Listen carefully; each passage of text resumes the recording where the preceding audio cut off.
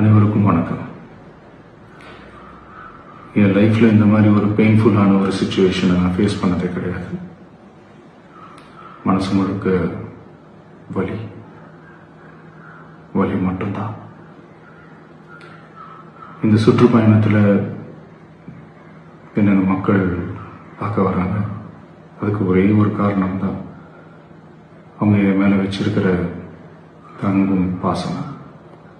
அந்த அன்புக்கும் பாசத்துக்கும் நான் எப்பவும் கடமைப்பட்டிருக்கிறேன்.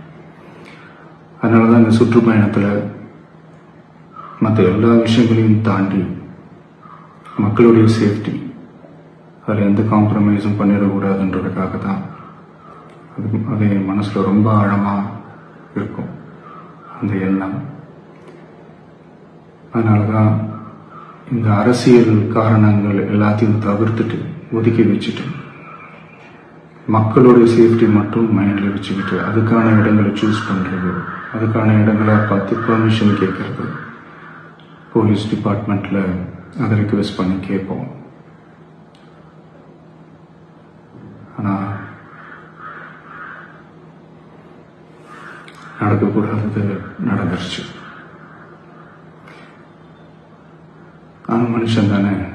அந்த நேரத்தில் அத்தனை பேர் பாதிக்கப்பட்டு இருக்கும்போது எப்படி அந்த ஊரை விட்டுட்டு என்னால் கிளம்பி வர முடியும்? நான் திரும்ப போகணும்னு இருந்துச்சுன்னா அது ஒரு காரணம் காட்டி அங்கே வேற சில பதட்டமான சுச்சுவேஷன்ஸ், வேற சில அசம்பாவிதங்கள் அந்த மாதிரி எதுவும் நடந்துடக்கூடாதுன்றதுக்காக தான் நான் அவாய்ட் பண்ணேன். இந்த நேரத்தில் சொந்தங்களை இழந்து தவிக்கிற அத்தனை குடும்பங்களுக்கும் என்னுடைய ஆழ்ந்த இரங்கலை தெரிவிச்சுக்கிறேன். எனக்கு தெரியும், என்ன சொன்னாலும் இது ஈடையாகாதுன்னு எனக்கு தெரியும்.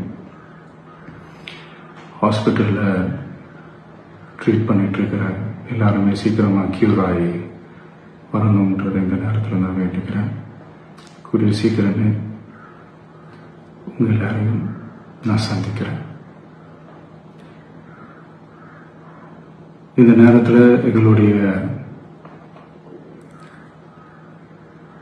வலிகளை, எங்களுடைய நிலைமையை புரிஞ்சுக்கிட்டு எங்களுக்காக பேசின அரசியல் கட்சிகளை சார்ந்த நண்பர்கள், தலைவர்கள் அனைவருக்கும் என்னுடைய நன்றியை தெரிவிச்சுக்கிறேன்.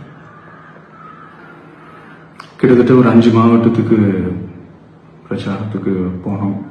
இந்த மாதிரி எதுவுமே நடக்கல. ஆனால் கரூரில் மட்டும் ஏன் எப்படி நடக்குது, எப்படி நடக்குது? மக்களுக்கு எல்லா உண்மையும் தெரியும். மக்கள் எல்லாத்தையும் பார்த்துக்கிட்டு இருக்கிறாங்க. கரூரை சேர்ந்த அந்த மக்கள் அந்த உண்மையெல்லாம் வெளியில சொல்லும்போது எனக்கு கடவுளே நேரில் வந்து இறங்கி அந்த உண்மைகள்லாம் சொல்ற மாதிரி எனக்கு தோணுச்சு. சீக்கிரமே எல்லா உண்மைகளும் வெளியில வரும்.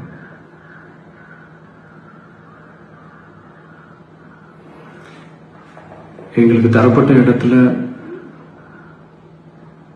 நாங்கள் போய் அந்த ஸ்பாட்ல நின்று நாங்கள் பேசிட்டு வந்தோம். அதை தாண்டி எந்த தவறும் எங்கள் சைடில் நாங்கள் எதுவுமே செய்யலை. பட் இருந்தாலும் எங்கள் கட்சியை சேர்ந்த நிர்வாகிகள், தோழர்கள் மேலே எஃப்ஐஆர், அது மட்டும் இல்லை சோஷியல் மீடியாவை சேர்ந்த நண்பர்கள், தோழர்கள் அவங்க மேலே எஃப்ஐஆர்லாம் போட்டு இப்போ பிடிச்சிக்கிட்டு இருக்கிறாங்க.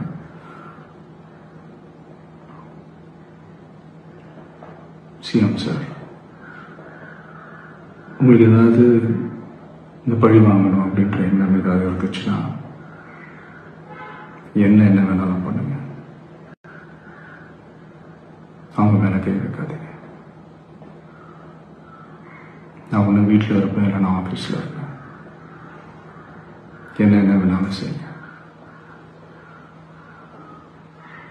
நண்பர்களே, தோழர்களே, நம்மளோட அரசியல் பயணம் இன்னும் ஸ்ட்ராங்கரா, இன்னும் தைரியத்தோட கண்டினியூ ஆகும்.